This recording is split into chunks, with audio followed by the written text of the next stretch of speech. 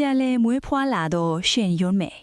အပိုင်း1ခစ်တဲ့နဲ့အတိတ်အမှန်တရားနဲ့လှည့်စားမှုတွေကြားတဲ့ကကံကြမ္မာအလှည့်အပြောင်းတစ်ခု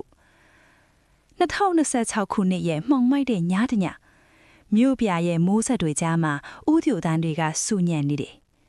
စုံတော့အိုလီဗာထက်တော့ဒီညဟာတာမန်ညတညမဟုတ်ခဲ့ဘူးတရကန်နောက်ကိုအသက်လူလိုက်လံဖန်စီရင်ရှီဟောင်ဖျားပြက်ကြီးတစ်ခုတည်းရောက်သွားတဲ့အချိန်မိုးကြွေပစ်တန်းနဲ့တူကဘာလောကကြီးတစ်ခုလုံးအထူရောင်အလင်းတန်းတွေအောက်မှာပျောက်ကွယ်သွားခဲ့တယ်။အိုလီဗာပလန်နိုးလာတဲ့အချိန်မှာတော့မြင်ကွင်းတွေကလုံးဝပြောင်းလဲနေခဲ့ပြီ။ခင်မီတဲ့အဆောက်အဦတွေအစားခန်းနိုင်ထေဝါတဲ့နန်းတွင်းဆောင်တစ်ခု။အန်အောစရာအကောင်းဆုံးကတော့မှန်ထဲမှာမြင်နေရတဲ့သူမရဲ့ပုံရိပ်ပဲ။အရင်ကလိုတွယ်လျက်ချစ်လျက်တဲ့စုံတော့တယောက်မဟုတ်တော့ဘူးအနှဲငယ်ဝါဖြူပြီးရိုးဝလွန်နဲ့အမတ်ကြီးသမီးရှင်ရွန်းမဲ့ခနေခဲ့တယ်ဒီခန္ဓာဟိုရဲ့ပိုင်ရှင်ရှင်ရွန်းမဲ့ဟာတမျိုးလုံးရဲ့လောင်ပြောင်မှုကိုခံနေရတယ်သူ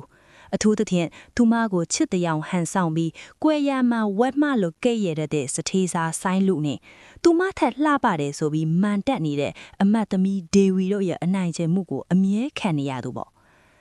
ဒါပေမဲ့အခုဒီခန္ဓာကိုယ်ထဲမှာရှိနေတာကရိုးအားတဲ့ရှင်ရွန်းမဲ့မဟုတ်တော့ဘူး2026ကနေရောက်လာတဲ့ထက်မြက်တဲ့စုံထောက်အိုလီဗာသူမရဲ့မျက်လုံးတွေကပြောင်းလဲသွားတယ်လောင်ပြောင်မှုတွေကိုတွန့်ပြန်ဖို့ပြီးတော့ပျောက်ဆုံးနေတဲ့တရားမျှတမှုကိုပြင်ရှာဖို့သူမစတင်ပြင်ဆင်လိုက်ပါပြီ။